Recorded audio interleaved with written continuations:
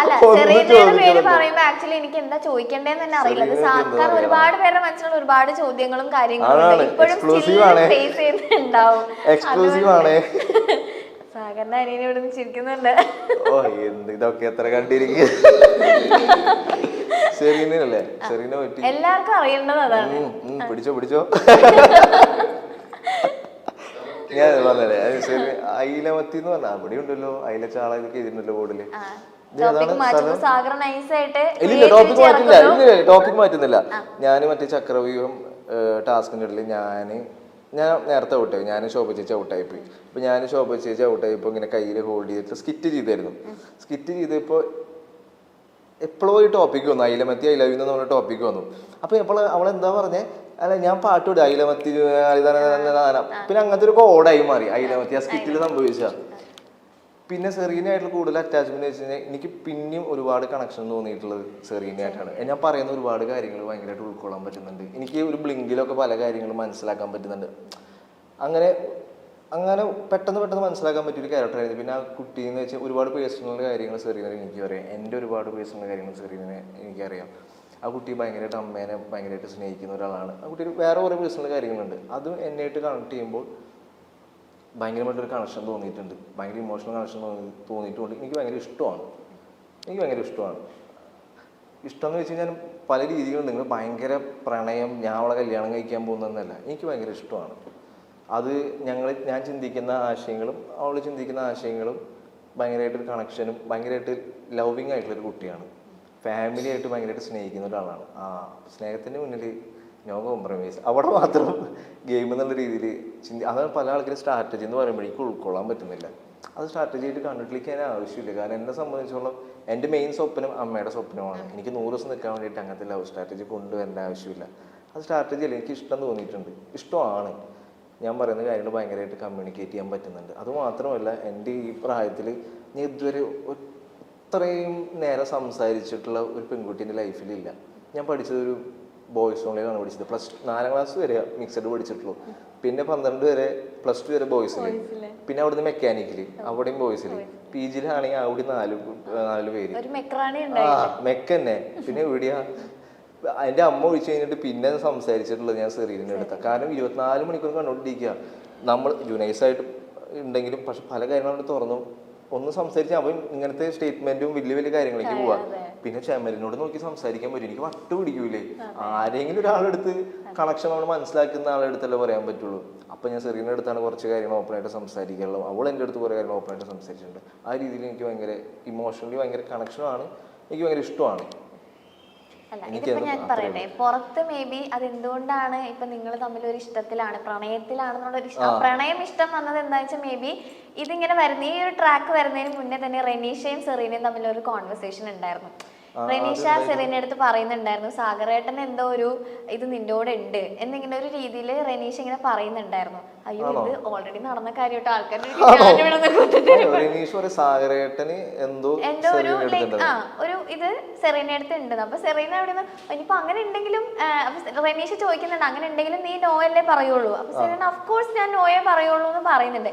പക്ഷെ പിന്നീട് അതിനുശേഷമാണ് മേ ബി സാഗർ ഈ പറഞ്ഞ പോലത്തെ ഒരു ഇമോഷണൽ കണക്ഷൻ സെറീനയ്ക്കും തിരിച്ച് സാഗറിനോട് തോന്നിയിട്ടുണ്ടാവും. നിങ്ങൾ ഓപ്പൺ ആയിട്ട് സംസാരിച്ചു കഴിഞ്ഞപ്പോ ഈ പറഞ്ഞ സ്നേഹം പല രീതിയിലുണ്ടല്ലോ. പ്രണയം എന്നുള്ള സ്നേഹം മാറ്റി വെച്ചാൽ മേ ബി ഒരു സ്നേഹം സെറീനയ്ക്കും തോന്നിയിട്ടുണ്ടാവാം.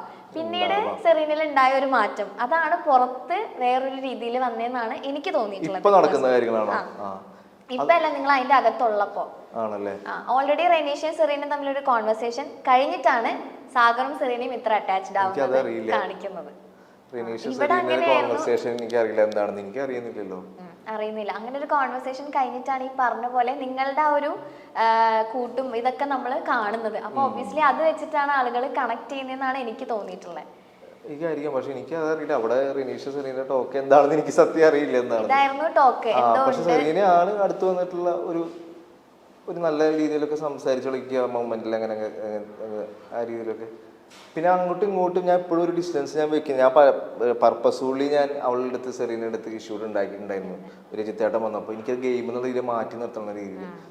പക്ഷെ ഞാൻ പിന്നെ ആലോചിച്ചു നമ്മൾ ഇഷ്ടപ്പെടുന്ന ആൾക്കാരെ തന്നെ വെറുപ്പിക്കേണ്ട ഒരു അവസ്ഥ വരികയാണല്ലോ. അപ്പം ഞാൻ രാത്രി ചെയ്യുമ്പോൾ ഞാനിങ്ങനെ പർപ്പസ്ഫുള്ളി ഗെയിമിൽ മാറി നിൽക്കുന്നതാണ് കേട്ടോ.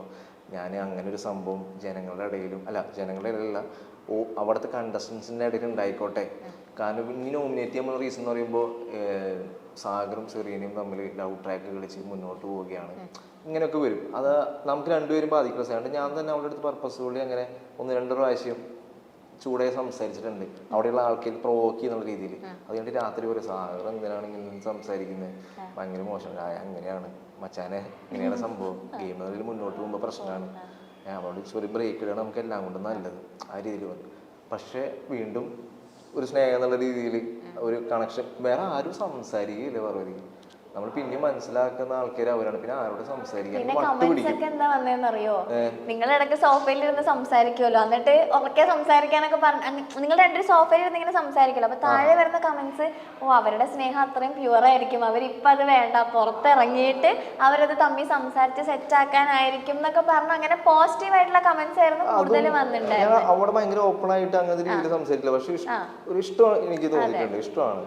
പക്ഷെ കൂടുതൽ ഡീറ്റെയിൽ എനിക്ക് സംസാരിച്ചിട്ടില്ല. പക്ഷെ ഞാനത് സ്റ്റിൽ ഞാൻ ഭയങ്കരമായിട്ട് എൻജോയ് ചെയ്തിരുന്നു. അല്ല, എല്ലാവരും പറയുന്നത് അവരുടെ ആ ഒരു സ്നേഹത്തിനെ അവർ റെസ്പെക്ട് ചെയ്യുന്നുണ്ട്, അതിനൊരു സ്പേസ് കൊടുക്കുക. ഇങ്ങനെ ഒരു പ്ലാറ്റ്ഫോമിൽ അവർക്ക് അത് സംസാരിക്കാൻ താല്പര്യം ഉണ്ടാവില്ലായിരിക്കും, പുറത്തിറങ്ങിയിട്ട്. ഞാനും സംസാരിച്ചിട്ടില്ല, അവളും സംസാരിച്ചിട്ടില്ല. എനിക്ക് അറിയില്ല ഇപ്പൊ അവള് ഗെയിം കഴിഞ്ഞ് ഇറങ്ങുമ്പോൾ എന്താന്ന് എനിക്കറിയില്ല.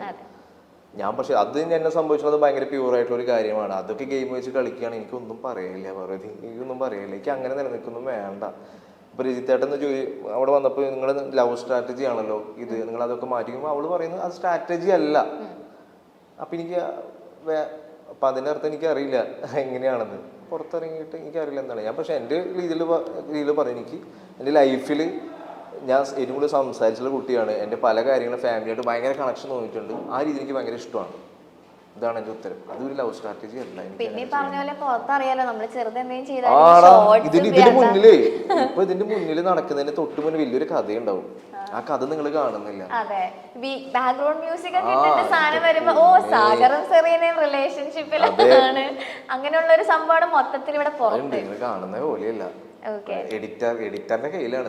എഡിറ്ററിന് വില്ലനാക്കാം, നായകനാക്കാം, എന്ത് വേണമെങ്കിലും ആക്കാം. ഓക്കെ, ഇപ്പോ റെനീഷയുടെ സെറീനയുടെ കോൺവെർസേഷൻ കഴിഞ്ഞു, നിങ്ങളുടെ രണ്ടുപേരുടെ സംഭവത്തിലേക്ക് എത്തി. പിന്നെ മൂന്നാമത് വരുന്നത് ആ ലവ് ട്രയാങ്കിൾ ആണ്.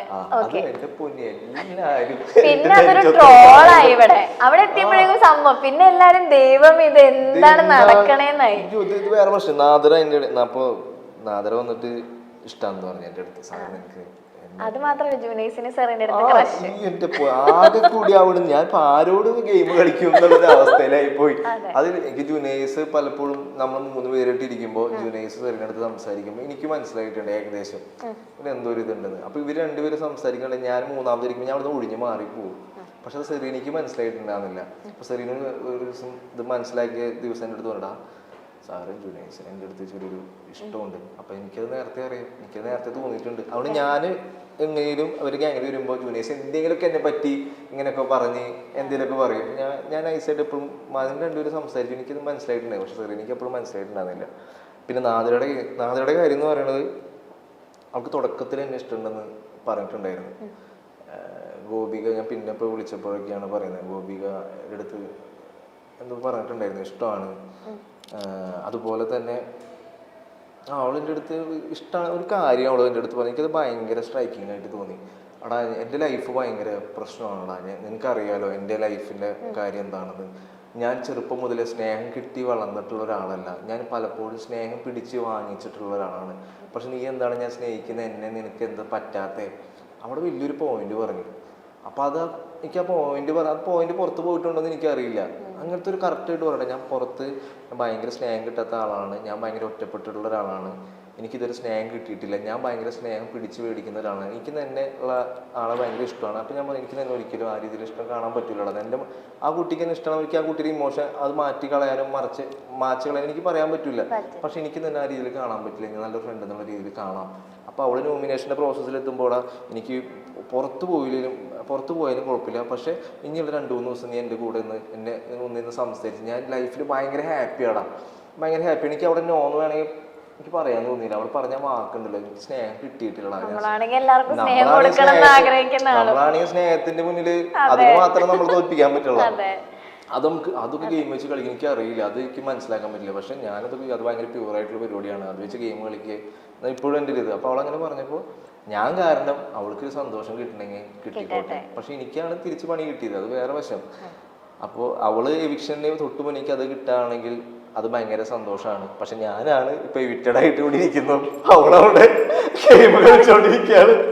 അതാണ് ഇതിന്റെ വേറൊരു ട്വിസ്റ്റ്. ഇപ്പൊ ഞാൻ അവളുടെ അടുത്ത് പറയാം എനിക്കിപ്പോ അങ്ങനെ കാണാൻ പറ്റില്ല നോ എന്ന് പറയുകയാണെങ്കിൽ അവള് മേലെ പോയിട്ട് ഇരുന്നിട്ട് അറിയും. അപ്പോഴും കട്ട് വരും, ഓ സാഗർ സൂര്യ എത്ര ക്രൂരനാണ്, ഇത്രയും സ്നേഹം തുറന്ന് പ്രകടിപ്പിച്ചിട്ട് പോലും നോ എന്ന് പറയുമ്പോൾ അവിടെ നിന്ന് കരയും, അവൾ ഇമോഷണൽ ആവും. അപ്പോൾ ഞാൻ അവിടെ ചിരിച്ചിരിക്കുന്ന ഒരു ഷോട്ടും കരയുന്ന ഒരു ഷോട്ടും അപ്പോഴും പ്രശ്നം തന്നെയാണ്. ഇത് ഇങ്ങനെ ഞാനിപ്പോ ഇത്രയും ദിവസത്തെ എപ്പിസോഡ് കംപ്ലീറ്റ്ലി കാണുന്ന ഒരാളാണ്. പറ്റുവാണെങ്കിൽ ലൈവ് ഇരുന്ന് അതും കാണാറുണ്ട്. ഓക്കെ, അപ്പൊ ഞാൻ ചോദിക്കുന്നത് എന്താ വെച്ച് കഴിഞ്ഞാൽ സാഗർ ഇറങ്ങി കഴിഞ്ഞിട്ടും ഞാനൊരു പോയിന്റ് ചിന്തിച്ചിട്ടുണ്ട്, എന്താ സാഗർ ഇതിന് മറുപടി പറയാത്തേന്ന് ഞാൻ അടക്കം ചിന്തിച്ചിട്ടുള്ള കാര്യം നാദിരയുടെ കാര്യത്തില്. എന്തുകൊണ്ടാണ് അതിന് റെസ്പോണ്ട് ചെയ്യാത്ത ഒരു എന്തെങ്കിലും ഒരു ക്ലാരിഫിക്കേഷൻ കൊടുക്കും. അത് ഷീചേട്ടൻ ഇടക്ക് വന്ന് പറഞ്ഞില്ലായിരുന്നു, നിങ്ങൾ ഒന്നില്ലെങ്കിൽ ഇതിനൊരു ക്ലാരിഫിക്കേഷൻ ആളുകൾക്ക് കൊടുത്തേ പറ്റുള്ളൂ. ഇപ്പൊ ഷീചേട്ടൻ വന്ന് പറയുമ്പോഴും ഞാൻ പറഞ്ഞു അതെ വേഗം കൊടുക്കുന്നത്, എന്താണ് ഇതിനെപ്പറ്റി ഒരു ക്ലാരിഫിക്കേഷൻ വരാത്തെന്നുള്ളത് ആസ് എൻ ഓഡിയൻസ് എനിക്ക് ഉണ്ടായിരുന്നു. പക്ഷെ പിന്നെ സാഗർ ഇറങ്ങി കഴിഞ്ഞിട്ടാണ് തോന്നുന്നു അവിടെ ഒരു കോൺവെർസേഷനിൽ പറയുന്നുണ്ടായിരുന്നു ഷീചേട്ടൻ അടക്കം സെറീന അടക്കം എല്ലാവരും നാദിരയുടെ ഇമോഷനെ അത്രത്തോളം സാഗർ റെസ്പെക്ട് ചെയ്തിട്ടുണ്ടെന്നുള്ളത്. ആ ഒരു പോയിന്റാണ് സാഗർ ഇപ്പൊ ഇവിടെ നിന്ന് പറഞ്ഞിട്ടുണ്ടായിരുന്നത്. അപ്പൊ മേ ബി ആ ഒരു കാര്യം തന്നെ ആയിരിക്കുമല്ലോ, ആ ഒരു ഇമോഷനെ റെസ്പെക്ട് ചെയ്യുന്നുണ്ട്. പിന്നെ ഒരു 100 പ്രാവശ്യം അത് പറഞ്ഞിട്ടുണ്ട്, എനിക്ക് അങ്ങനെയില്ല. പക്ഷെ ഇത് പുറത്ത് വിടുണ്ടോ എന്ന് എനിക്ക് അറിയില്ല.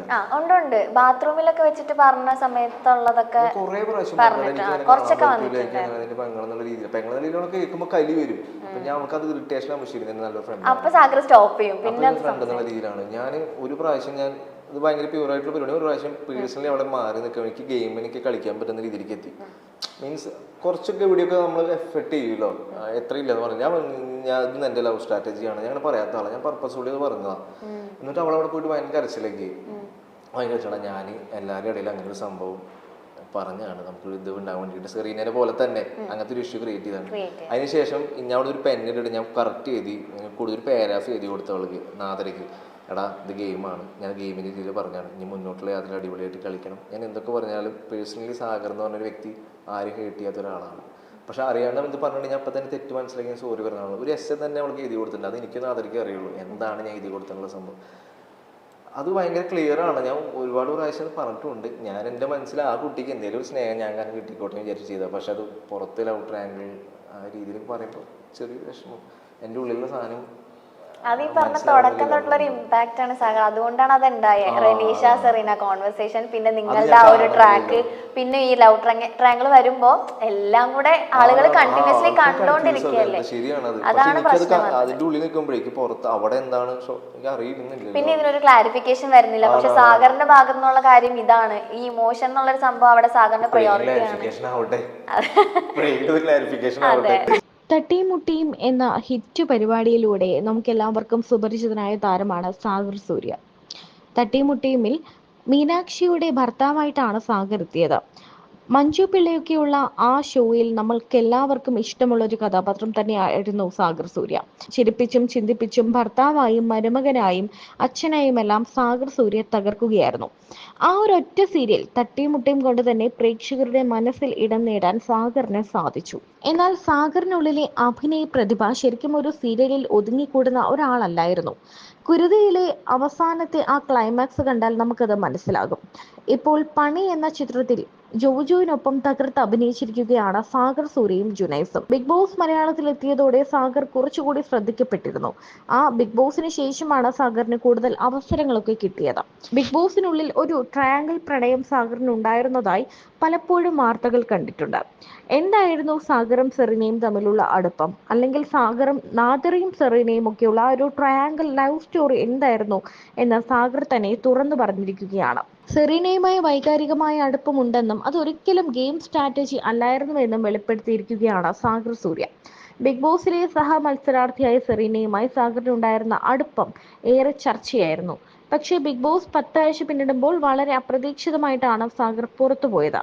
ഒരു യഥാർത്ഥ മനുഷ്യനായി നിൽക്കാനാണ് താൻ ശ്രമിച്ചതെന്നും സെറീനയുമായി ഉണ്ടായിരുന്ന വൈകാരിക ബന്ധം ഗെയിം പ്ലാൻ ആയി കാണരുത് എന്നും പുറത്തു വന്നതിനു ശേഷം മാധ്യമങ്ങളോട് പ്രതികരിക്കവേ സാഗർ പറഞ്ഞു. സാഗറും സെറീനയും തമ്മിലുള്ള ബന്ധം ഗെയിമിന്റെ ഭാഗമായിട്ടാണ് കാണുന്നതെന്നും ഇനി അവർ തമ്മിൽ യഥാർത്ഥത്തിൽ ബന്ധമുണ്ടെങ്കിൽ ഭാവി കാര്യങ്ങളിൽ മുന്നോട്ടു പോകുമെന്നുമാണ് സാഗറിന്റെ അച്ഛൻ അന്ന് പ്രതികരിച്ചത്.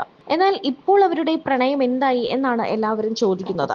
സാഗർ ഇപ്പോൾ നിരവധി സിനിമകളിൽ അഭിനയിച്ച് നല്ല മികച്ച ക്യാരക്ടറുകൾ സ്വന്തമാക്കിയ വില്ലനായും സഹനടനായും നായകനായും ഒക്കെ ഇപ്പോൾ സാഗർ ശ്രദ്ധിക്കപ്പെട്ടു തുടങ്ങി. ഇനി ഇവരുടെ വിവാഹം എന്താണ് ഇവരുടെ ഫ്യൂച്ചർ പ്ലാൻ, ബിഗ് ബോസിൽ വെച്ചുള്ള ഇവരുടെ പ്രണയം ഇപ്പോഴും ഉണ്ടോ, അത് സത്യമായിരുന്നോ എന്നൊക്കെ തുറന്നു പറയുകയാണ് സാഗർ.